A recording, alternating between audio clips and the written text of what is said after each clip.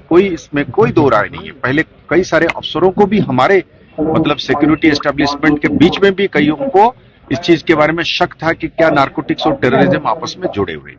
अब हमें कोई डाउट नहीं है, इन्वेस्टिगेशन आफ्टर इन्वेस्टिगेशन ये साबित कर चुका है। कोर्ट में अभी चार्जशीट फाइल हो चुके हैं जिसमें ये बिल्कुल क्लियर उभर के आया है कि नारकोटिक्स और टेररिज्म दोनों जुड़े हुए हैं, दो तरीके से जुड़े हुए हैं। जो पार बैठ के जो तंजीमें हैं उन्होंने, हम जब यहां से इन्वेस्टिगेट करते हैं हम पाते हैं कि जो वहां से कंसाइनमेंट से भेजी जाती है वो लोग कौन हैं, तो हमारा इन्वेस्टिगेशन जाके पहुंचता है कि एलईटी, खासकर एलईटी और अलबदर और भी इवन हिजबुल मुजाहिदीन, जैश का, ये सब लोगों का, ये जो वहां के जो हैंडलर्स हैं, जो टेरर कोऑर्डिनेटर्स हैं, वो लोग सप्लायर भी हैं। वो चेन बने वहां से शुरुआत होती है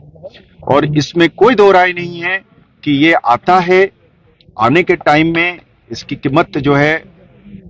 घुसते वक्त किलो के हिसाब से 12-15 लाख रुपया होता है, पर जैसे जैसे अंदर घुसता जाता है और दिल्ली की तक पहुंचता है तो ये कीमत 1 करोड़ तक पहुंच जाती है। फिर वो बढ़ता है, आजकल यहाँ पे भी बटने लगा है पैसा, फिर लोगों की जेबों से लिया जाता है, खून पसीने की कमाई को लिया जाता है, फिर वो आधा वापस जाता है, कुछ यहाँ खर्च हो जाता है। जब खर्च होता है तो इसलिए ये इसमें इसकी जो कनेक्शन है, ये कनेक्शन एक हिसाब से एकदम से साबित हो रखा है। अब आप अगर पूछते हैं कि इसमें रणनीति क्या है, स्ट्रेटेजी क्या है, देखिए इसमें मतलब कुछ चीजें तो हम स्ट्रेटेजी जो है हम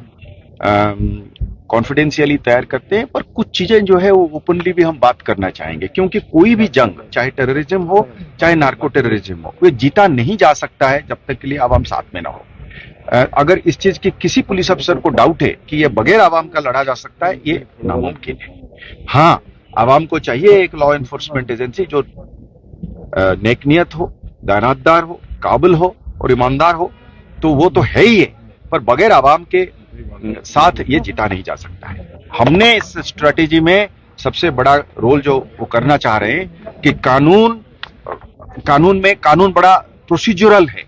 कि इस तरीके से पकड़ोगे, इस तरीके से इसकी वेरिफिकेशन होगी, अगर फलाना गवाह खड़ा नहीं हुआ है तो फेल हो जाता है। हम इसके लिए क्या कर रहे हैं अभी कि दो किस्म की, हमने जो खाने वाले हैं, कंज्यूम करने वाले हैं,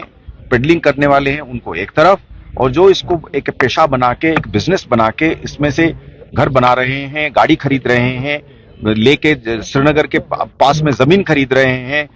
जम्मू में जमीन खरीद रहे हैं, डिस्ट्रिक्ट हेडक्वार्टर्स में जमीन खरीद रहे हैं, गाड़ी खरीद रहे हैं, घोड़ा खरीद रहे हैं, घर बना रहे हैं और पैसे को लेके बैंक में या और किस्म के धंधे में लगा रहे हैं, इन लोगों को अलग हमने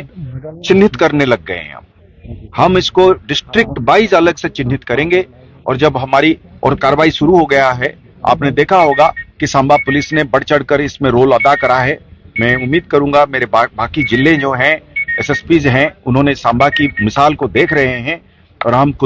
चाहेंगे कि उनकी उसी तरीके का मतलब मॉडल को फॉलो करें। उनका घर को कुर्की करना, उनकी बैंक अकाउंट को फ्रीज करना, उनके ऊपर आईटी की हमले करना, इन्फोर्समेंट डायरेक्टोरेट के जरिए उनके प्रॉपर्टी की हिसाब किताब करना, ये सब चीजें जो है फॉलोअप होगा। हमने उस पैसे को लेकर उनको हजम नहीं होने देंगे। जब पैसा आप कमाते हैं, घर बना नहीं सकते हैं, मकान नहीं बना सकते।